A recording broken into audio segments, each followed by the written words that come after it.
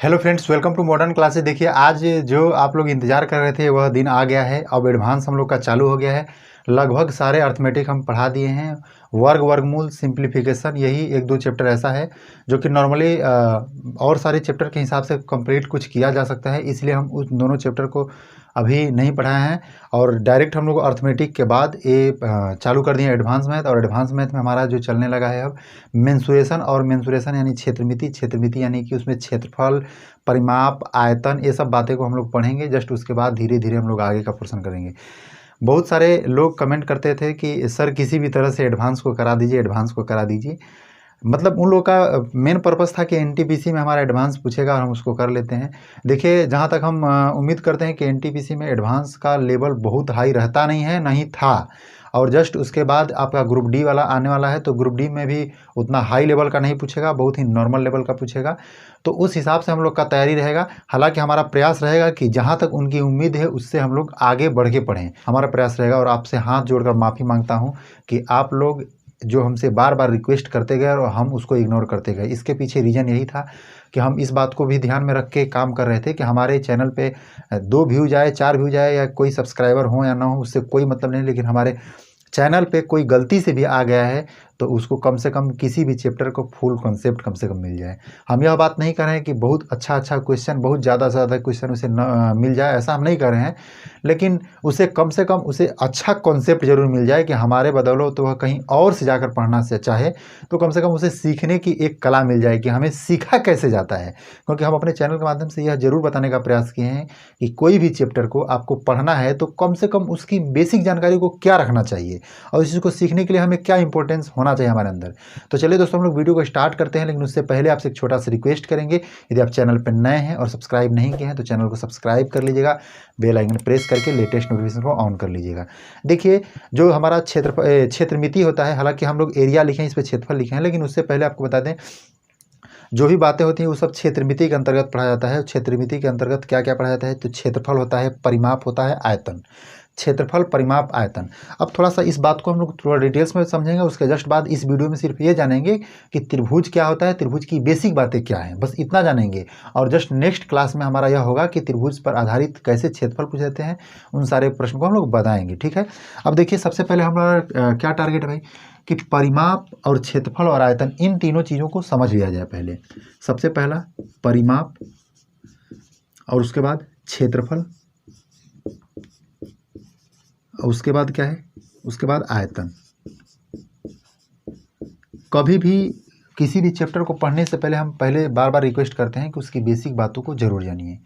यह परिमाप क्या होता है, क्षेत्रफल क्या होता है, आयतन क्या होता है, जब तक इस बातों को हम नहीं समझेंगे तो फॉर्मूला रट के हम बहुत सारे क्वेश्चन को नहीं लगा सकते हैं। इस बात को ध्यान में रखना है।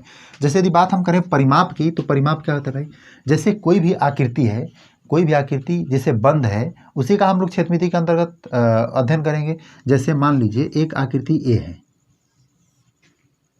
एक आकृति ए है, ये क्या है, बंद आकृति है। तो इन बंद आकृतियों का ही हम अध्ययन करेंगे और इसी में क्या होता है, परिमाप, क्षेत्रफल, आयतन, फलना ढिमका, जो भी कुछ हो उसको पढ़ेंगे हम। अब देखिए, कोई भी बंद आकृति है तो इस बंद आकृति के एक बॉर्डर है। देखिए, जो जिसपे हम लोग कलम चला रहे हैं अभी तुरंत, ये क्या है, हमारा बॉर्डर है। चाहे हम इस बात को भी कह सकते हैं कि जो हमारा ब्लैक कलर का पहले से चला हुआ है वह क्या है, हमारा बॉर्डर है। यह बॉर्डर कितना लंबा है, इसी को हम लोग परिमाप कहते हैं। फिर से समझने का प्रयास कीजिएगा। जैसे आप जिस भी मोबाइल में वीडियो देख रहे हैं तो मोबाइल का एक बॉर्डर होगा चारों तरफ से, जो भी चारों तरफ से बॉर्डर है उस बॉर्डर की क्या लंबाई है, इसी को हम लोग परिमाप कहते हैं। तो एक लंबाई को हम लोग कैसे मापते हैं, बोलेंगे मीटर में। कोई भी लंबाई है तो बोलेंगे मीटर में, किलोमीटर में, सेंटीमीटर में, मिलीमीटर में, हेक्टोमीटर में, डेकामीटर में, ये सब तो जानते ही होंगे। तो जनरली ये सब हमारा मीटर, किसी भी लंबाई को मापने का तरीका हो सकता है। तो आप थोड़ा ध्यान से समझने का प्रयास कीजिएगा कि यह परिमाप भी एक प्रकार से क्या है, लंबाई है। और लंबाई केवल एक दिशा में काम करती है, इसलिए परिमाप को हम लोग 1D के थ्रू मानकर चलते हैं। क्या, 1D। 1D मतलब 1 डायमेंशनल, ठीक है, यानी एक दिशा। अब थोड़ा समझने का प्रयास कीजिएगा। हमें आशा है कि इस बात को तो आप समझ लिए कि परिमाप क्या होता है। परिमाप का सिंपल डिफिनीशन याद रखिए अपने भाषा में, कि बंद आकृति के बॉर्डर की लंबाई को हम लोग परिमाप कहते हैं। कोई भी आकृति बंद है, यानी जैसे देखिए, अब आपको बंद आकृति में थोड़ा सा कन्फ्यूजन हो रहा है। जैसे ऐसे कर दे तो इस आकृति में क्या बंद आकृति है? नहीं, ये तो आकृति खुला है, इसको हम लोग मिला देंगे तब जाके बंद हो जाएगा। तो यहाँ से यदि चालू करें और पुनः ऐसे घूमते हुए यहाँ तक आ जाएं और जितनी लंबाई को तय किया जाएगा, जितनी दूरी को तय किया जाएगा, इसी दूरी को हम लोग क्या बोलेंगे? परिमाप बोलेंगे। आशा करते हैं इस बात को तो समझे होंगे। अब देखिए यहाँ क्षेत्रफल के विषय में बात समझ लेते हैं। चलिए, क्षेत्रफल एक ऐसा मतलब सतह होता है, क्या होता है? सतह, जो कि बंद आकृति के द्वारा घिरा होता है। जैसे हम इस बात को कह सकते हैं, यह जो ब्लैक कलर का स्केच चला के हम इतना जगह को छेके हुए हैं, छेकना मतलब कि घेरे हुए हैं, समझिएगा, मतलब इतना जगह पर कब्जा किए हुए हैं, ऐसे कहें तो इसी जगह को हम लोग क्षेत्रफल कहते हैं। बॉर्डर की लंबाई को क्या कहते हैं? परिमाप। और जो जगह है अंदर की, इस जगह को हम लोग क्या कहते हैं? क्षेत्रफल कहते हैं। और क्षेत्रफल जो होता है वह 2 दिशाओं में काम करता है। आप बताइए कि किसी भी जगह को हमें छेकना है तो क्या सीधी दूरी को ऐसे लगातार तय करते चले जाएं और हम कहेंगे कि जगह हमारा छेका गया? ऐसा नहीं। छेकना मतलब घेरना। क्या हम घेर सकते हैं? नहीं। मतलब हमें क्या करना होगा? ऐसे करके एक दूसरी दिशा में जाना होगा। हम बोले कि देखिए यहाँ से हम चलना प्रारंभ किए थे, यहाँ तक ऐसे पहुँचे, तो इस प्रकार से हम एक मतलब अंदाज़ा लगा सकते हैं इस तरह से कि यहाँ से चलना प्रारंभ किए थे, इसका मतलब यहाँ से चलना प्रारंभ किए थे, इसका मतलब ये हुआ। यानी कहने का अर्थ है कि इस बिंदु से लेकर हम ऐसे करके ऐसे पहुँचे, तो यहाँ से लेकर यहाँ तक की दूरी को हम लोग एक बात में कह सकते हैं कि यह हमारा जो जगह है वह हम छेक लिए हैं, घेर लिए हैं, ऐसा। यानी कहने का मतलब यह 2 दिशाओं में चलना हमें आवश्यक होगा। यानी कि हमें कोई भी क्षेत्र बनाना हो तो हमारे पास एक एक्स अक्ष और वाई अक्ष होना जरूरी है, तभी जाके हम कोई भी इसमें सतह को घेर सकते हैं। एक सीधी रेखा पर हम सतह को नहीं घेर सकते हैं। इसका अर्थ है कि जो हमारा क्षेत्रफल चलेगा वो क्या चलेगा भाई? 2D में चलेगा, 2 दिशाओं में चलेगा। ठीक है। अब हमें आशा करते हैं कि ये जो आप क्षेत्रफल के विषय में हम बताने का प्रयास किए हैं आप समझ गए होंगे। क्षेत्रफल मतलब कि अंदर का जो छेका हुआ, जो घिरा हुआ सतह होता है, इसी को। जैसे आप सोच सकते हैं जो हमारे पास ये व्हाइट बोर्ड है, इस व्हाइट बोर्ड के हम क्षेत्रफल में ही लिख रहे हैं। जो इसकी बॉर्डर है, यानी जो हम कह सकते हैं इसके बॉर्डर पे एक क्या बोलते हैं, आप तो देख नहीं पा रहे होंगे, लेकिन जैसे पट्टी होता है, कोई भी व्हाइट बोर्ड है उसके बगल में जो बाहर में पट्टी होता है, वो पट्टी को हम लोग कहते हैं परिमाप के थ्रू, मतलब माप के लगाते हैं। जैसे कोई कहे कि परिमाप भाई, मतलब कह दे कि 10 मीटर परिमाप का कोई वर्ग है और उसके बाहर में आपको पट्टी लगाना है, इसका मतलब कि उसके परिमाप यदि 10 मीटर है, इसका मतलब कि उसकी पट्टी भी 10 मीटर की होनी चाहिए, तब जाके उसको हम लगा सकते हैं। क्षेत्रफल क्या है? अंदर की, मतलब हम इस बात को भी कह सकते हैं कि जहाँ पेंट वगैरह करते हैं तो पेंट कहाँ करते हैं? उसके बॉर्डर पे थोड़ी ना करते हैं, पेंट तो सतह पे करते हैं, मतलब कि जो सतह है वो सतह को क्या कहते हैं? क्षेत्रफल कहते हैं। अब रह गई बात आयतन की। आयतन क्या है भाई? किसी भी एक बर्तन में हम लिक्विड या ठोस या कोई भी पदार्थ को रख देते हैं, हम कह सकते हैं कि बर्तन जितना जगह छेका हुआ है या जगह घेरा हुआ है, उस जगह को क्या कहते हैं? आयतन कहते हैं। जैसे हम इस बात को कहें कि एक गिलास है, मान लीजिए इस गिलास में कितना पानी आ सकता है, जितना पानी आ सकता है इस पानी को ही हम लोग आयतन कहते हैं। उस पानी की मात्रा, यानी आयतन क्या है? एक मात्राओं की मापने की विधि है, ऐसा कहें तो। और ये जो बातें हैं वह 3 दिशाओं में काम करता है। आप बताइए, जैसे पानी आपको रखना हो तो पानी को 3 दिशाओं में रखना ही होगा। जैसे कि एक ऐसे सपोज दैट, मान लीजिए कि ये हमारा 2 अक्ष है और इसमें ही हम एक गिलास रख दिए, तो गिलास की सतह तो 2 अक्ष में है, लेकिन एक जो उसकी ऊंचाई है वह क्या है? तीसरे अक्ष में है। और इसमें जो भी पानी भरा जाएगा, मान लीजिए इसी को गिलास मान के चलें, इसमें हम पानी भर रहे हैं, तो बहुत मतलब एक थोड़ी सी छोटी सी बूंद डालेंगे तो वह नीचे फैल जाएगा, वह जो कि 2D में होगा। लेकिन जो ही और ज़्यादा हम पानी डालेंगे तो उसमें एक ऊंचाई भी आने लगेगी, यानी 2 दिशा नीचे से और 1 दिशा ऊपर से, यानी इसको हम लोग क्या कहते हैं? 3D। अब देखिए हम लोग समझेंगे कि क्षेत्रफल परिमाप है तो समझ लिए। अब समझेंगे त्रिभुज के विषय में। त्रिभुज क्या होता है?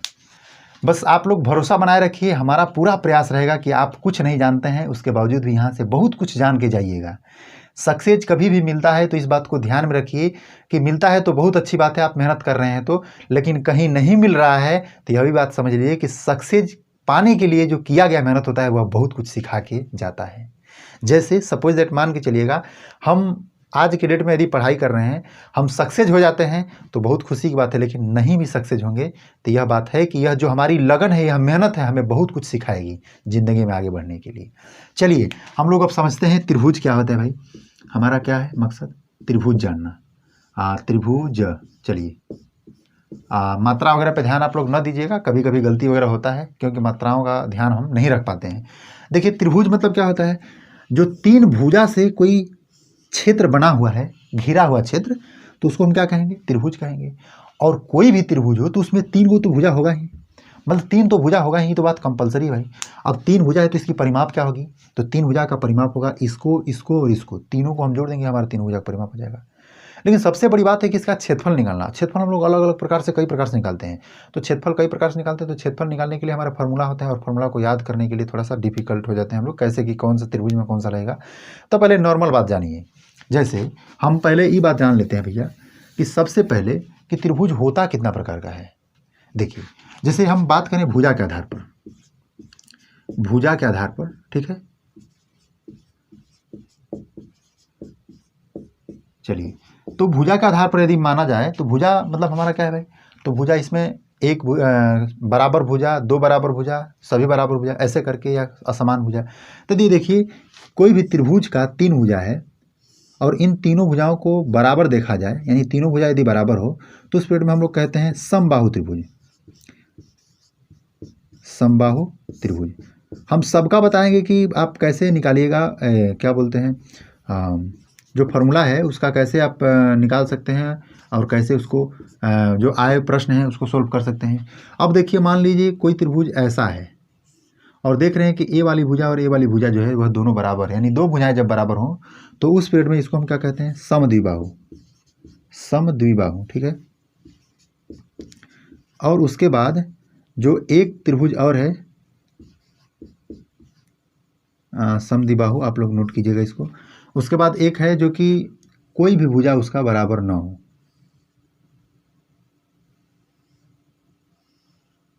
ऐसे करके। आपको लग रहा है कि ये वाला बराबर है, तो इसको हम लोग और बढ़ा देते हैं भाई।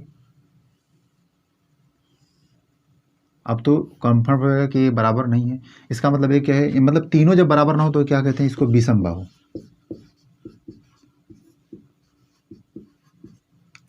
विषम बाहु, ठीक है। देखिए, अब थोड़ा समझने का प्रयास कीजिएगा। ये तो हमारा भुजा के आधार पर 3 त्रिभुज बन गए। अब उसके बाद यदि बात करें हम लोग कोण के आधार पर, मतलब कोण के भी आधार पर तो बनते होंगे, तो कोण के आधार पर क्या होंगे भाई।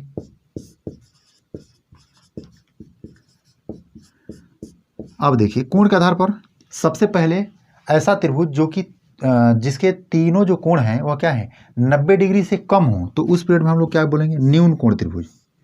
क्या, न्यून कोण, न्यून कोण, ठीक है, न्यून कोण त्रिभुज।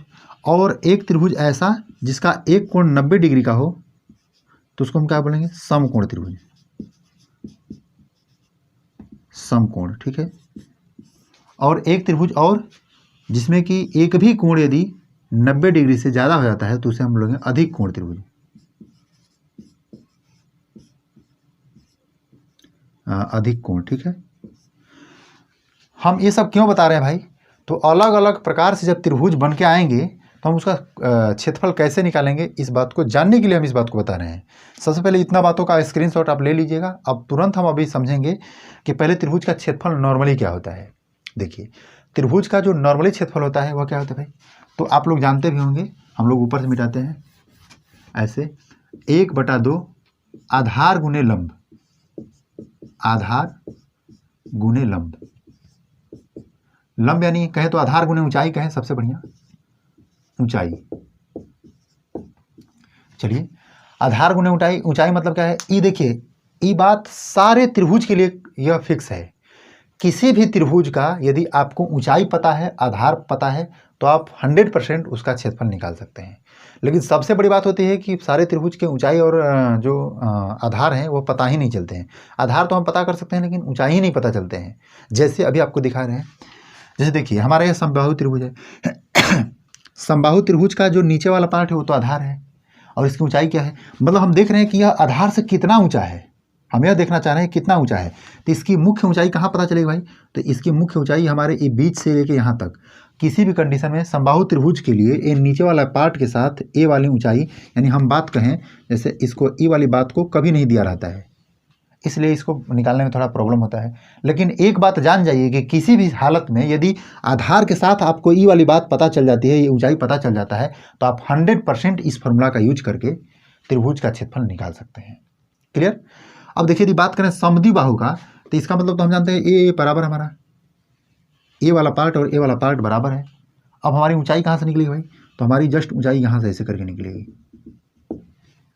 क्या यही एक माध्यम है ऊंचाई निकालने का? तो ये भी सही नहीं है। यानी हम पहले इस बात को समझिए, ये हमारा आधार है और ये यदि ऊंचाई है और यह दोनों बात पता है तो हम लोग इस फॉर्मूला के माध्यम से इस त्रिभुज का भी क्षेत्रफल निकाल सकते हैं। या अब इस थोड़ा समझने का प्रयास कीजिएगा। जैसे हम यह कह रहे हैं कि इस त्रिभुज को ऐसे पकड़ के ऐसे घुमा देते हैं। जैसे देखिए, ये वाला पार्ट त्रिभुज है, इस त्रिभुज को ऐसे करके ऐसे कल्टा देते हैं। समझने का प्रयास कीजिएगा, फिर से रिपीट कर रहे हैं। ऐसे है, ऐसे को ऐसे करके कल्टा देते हैं। कल्टाने का मतलब उसे लुढ़का देते हैं, ऐसा कहने का मतलब है। हमारी बातों को आप नहीं समझेंगे, हमारा मतलब अपना खुद का लैंग्वेज है, इसलिए इस बात को ऐसा कह रहे हैं। मतलब इसको पलट देते हैं ऐसे। जब पलटेंगे तो उस पीरियड में ध्यान दीजिएगा, इस प्रकार से ए वाला ए था, लेकिन जब यह नीचे गया तो एक प्रकार से आधार का रूप पकड़ लेगा। जब यह आधार का रूप पकड़ लेगा तो यहाँ शीर्ष के रूप में हमें लंब चाहिए। यानी कहने का मतलब ई वाला पार्ट जब ऐसे नीचे बनता है तो हम इसको यदि आधार मान लेते हैं, साफ साफ समझिए, तो हमको यहाँ से एक लंब की जरूरत होगी। लंब माने कि यहाँ से एक ऊंचाई की जरूरत होगी। बस इस आधार के रिस्पेक्ट में इसकी कितनी ऊंचाई है, इस शीर्ष की, इसके हिसाब से भी हम उसका क्षेत्रफल निकाल सकते हैं, इस आधार को और इसकी ऊंचाई को। यानी जिस आधार को मानेंगे उसकी संलग्न जो ऊंचाई होगी, उस ऊंचाई के माध्यम से इसका हम क्षेत्रफल निकाल सकते हैं। जैसे उसके जस्ट तुरंत बाद देख लीजिए, यहाँ है, आपके दिमाग में आ रहा होगा, जैसे इसमें हमें यदि ऊंचाई निकालना हो तो हमें तो लग रहा है कि ऊंचाई यही है, लेकिन हमारी ये क्या है, आधार है, तो कुछ अच्छा नहीं है। आधार मतलब कि आप थोड़ा समझिएगा, यदि यह ऊंचाई तभी बनता जब कुछ ऐसा होता, तब इसको हम कह सकते हैं कि यह ऊंचाई है। तब यहाँ से कैसे हम ऊंचाई निकालेंगे भाई? देखिए, ए वाला जो यदि हमारा पार्ट है, इसको हम लोग आधार मान लेते हैं, तो इस पीरियड में हमको क्या मानना पड़ेगा, इसको ऐसे करके ऊंचाई मानना पड़ेगा। और ई वाला ऊंचाई और ये वाला हमारा आधार पता है, तो इसका भी हम क्षेत्रफल इस माध्यम से निकाल सकते हैं। यानी एक बात कहें कि किसी भी त्रिभुज का क्षेत्रफल आपको निकालना है, यदि उसकी ऊंचाई, उसके आधार पता है तो आप निकाल सकते हैं। यहाँ देख लीजिए, यहाँ न्यून कोण त्रिभुज है, आप ऐसे के चाहे तो निकाल सकते हैं, इसका यदि ऊंचाई पता है और आधार पता है तो। यह समकोण त्रिभुज के लिए बेसिकली फॉर्मूला बना है। यही बात आपको हम अभी तक इंतजार करा रहे थे कि आप इस बात को समझने का प्रयास कीजिएगा, क्योंकि किसी भी हालत में समकोण त्रिभुज की ऊंचाई जो है वह फिक्स होती है और आधार भी फिक्स होता है। यानी कभी भी आपको यह आधार और लंब यानी ऊंचाई पता ही चल जाता है। जब यह दोनों बात पता चल जाता है तो इसका हम लोग 100% इस फॉर्मूला के माध्यम से निकाल सकते हैं। यह आप घबराइए नहीं कि जब आपको ऊंचाई नहीं पता है तो आप कैसे निकालिएगा, हम तरीका बताएंगे, अभी इंतजार करना है। अब मान लीजिए अधिक कोण त्रिभुज की बात करा जाए, तो अधिक कोण त्रिभुज में क्या है, हम यदि इसको आधार मान ले तो इसकी ऊंचाई कैसे निकाल पाएंगे भाई? तो इसकी ऊंचाई तो हम देख रहे हैं कि इसकी ऊंचाई तो यहाँ से लेके ऐसे है। यानी हम इस बात को कह सकते हैं, इसको यदि आधार माना जाए तो इसकी जो ऊंचाई होगी तो त्रिभुज के बाहर बनेगी भाई। और यहाँ आपको दिख रहा होगा तो अच्छी बात है, नहीं तो थोड़ा सा देखिए, हम इसको डॉट डॉट द्वारा दर्शाने का प्रयास किए हैं।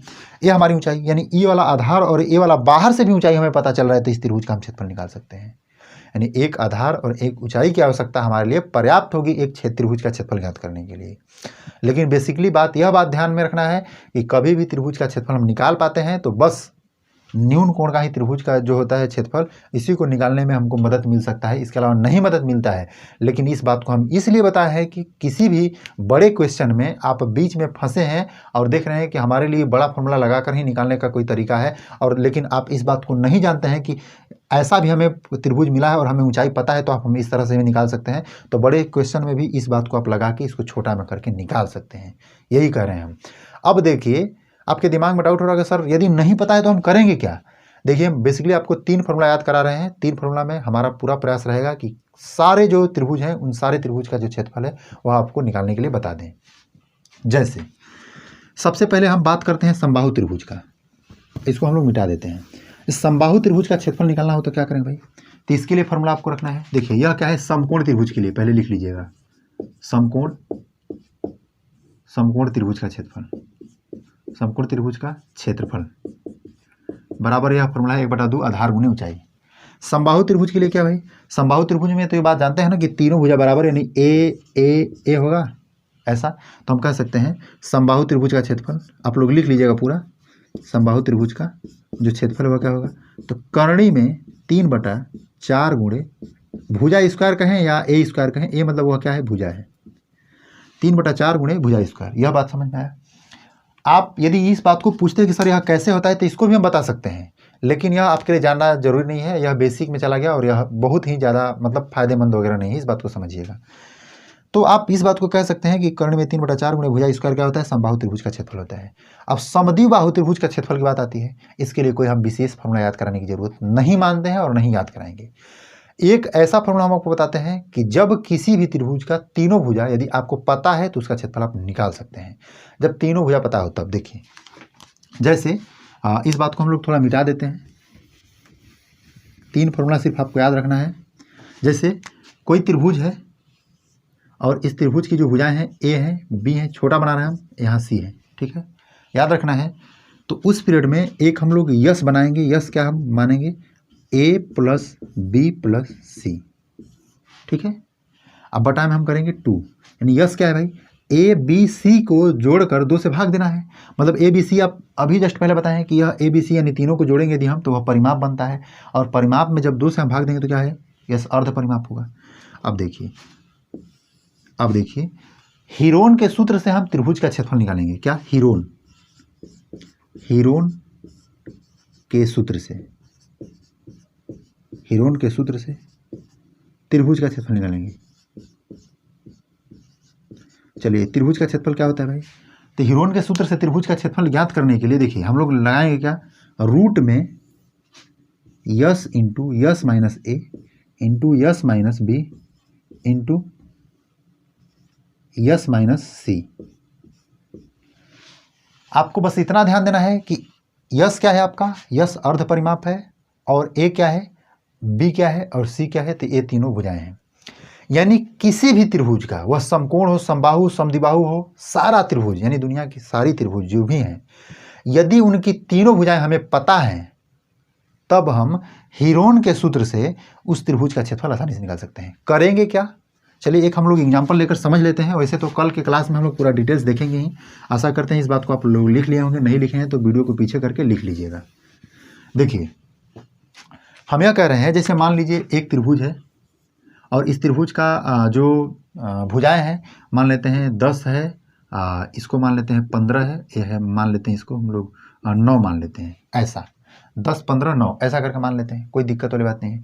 तो क्या है भाई, इसका मतलब a बराबर 10 है और b बराबर क्या है 15 है और c बराबर क्या हमारा है 9 है। चलिए a b c दे दिया, हम s निकालेंगे तो s बराबर क्या होता है, a प्लस बी प्लस सी बटा 2, यानी कि 10 प्लस 15 प्लस 9 बटा में 2, कितना हो जाएगा भाई, 10 10 20 10 30 4 34, 34 बटा में क्या हो जाएगा 2,